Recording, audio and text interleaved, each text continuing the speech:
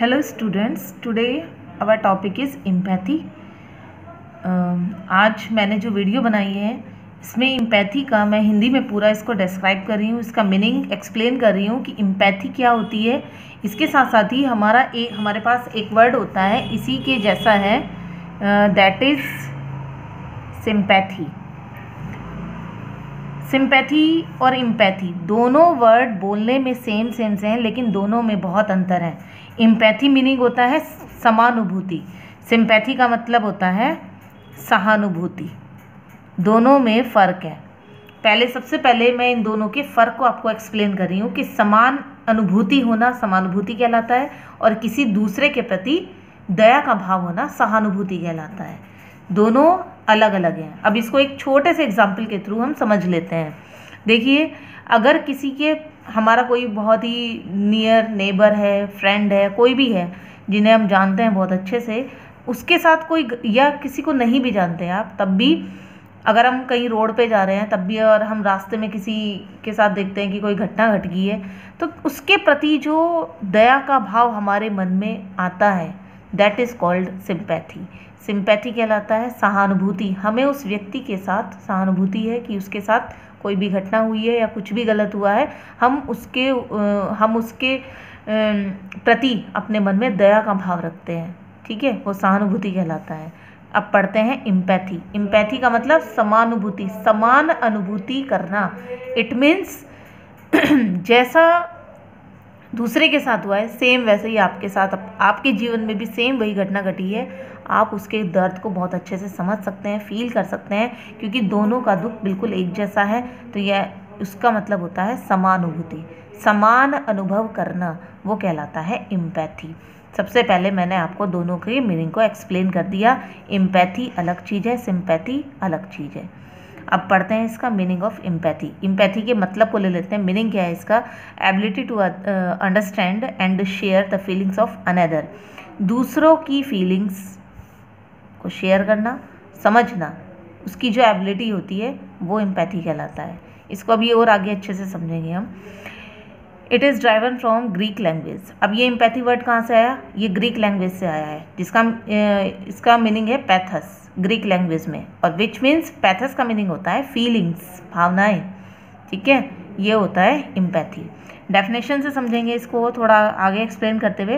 Definition क्या कहती है इसकी? It is used to refer to the capacity और ability to imagine oneself in the situation of another, experiencing the emotions, ideas और opinion of that person. देखो इसमें क्या कहा, मैंने इसको एग्जाम्पल के थ्रू भी समझाया है। The killer could not offer any empathy for his victim or their families। देखो, जो किलर है यहाँ पे एग्जाम्पल के थ्रू पहले आप इसे समझे। किलर मारने वाला जो है ना, वो कभी भी जो विक्टिम था, जो उसका शिकार हुआ है, जिसको उसने मारा है, उसके परिवार वालों के साथ कभी भी समानुभूति नहीं कर सकता, क्योंकि उसको उस बात का कोई भी दुख नहीं है। तो ये एग्जाम्पल इसका इसी में आएगा कि वो उनके साथ कोई भी समानुभूति नहीं रखता है।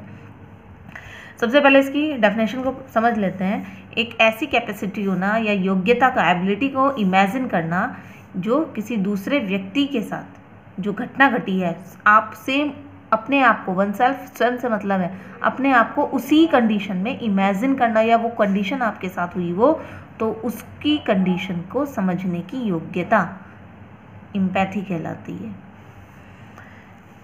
नेक्स्ट डेफिनेशन है इसकी, empathy is the ability to share another person's feelings, दूसरे व्यक्ति की फीलिंग्स को शेयर करने की योग्यता, and emotions as they are your own, जैसे वो कंडीशन जो आपके साथ घटित हो चुकी है, आप सेम अपने आप को उसी जगह रखे हुए पा रहे हैं, तो दोनों की आपको इसलिए उसका दुख, उसके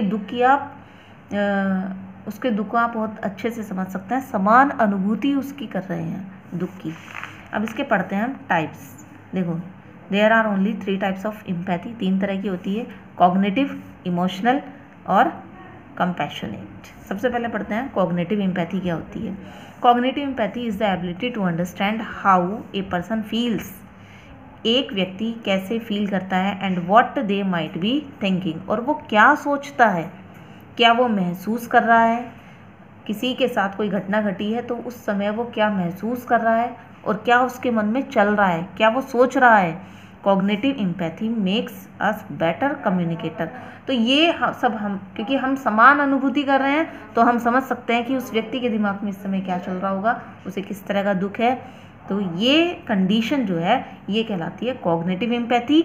और इसमें क्या होता है कि हम एक बेटर कम्युनिकेटर बन जाते हैं। कम्युनिकेटर यानी कि हम अनुमान लगा रहे हैं कि उसके दिमाग में क्या चल रहा है, तो एक बेटर कम्युनिकेटर का काम हम करते हैं। समटाइम्स कभी कभी क्या होता है, it is called perspective talking, है ना, टेकिंग। तो cognitive empathy is about thought as much as emotions. Cognitive empathy किससे रिलेटेड है, उन विचारों से, और विचारों से ज़्यादा उनकी भावनाओं, फीलिंग से अटैच है। To truly understand another's feeling, बिल्कुल सच्चे मन से दूसरे की भावनाओं को समझना कॉग्निटिव एम्पैथी कहलाता है। दूसरे शब्दों में हम इसको इस तरह भी ले सकते हैं, cognitive empathy is the ability to understand how a person feels.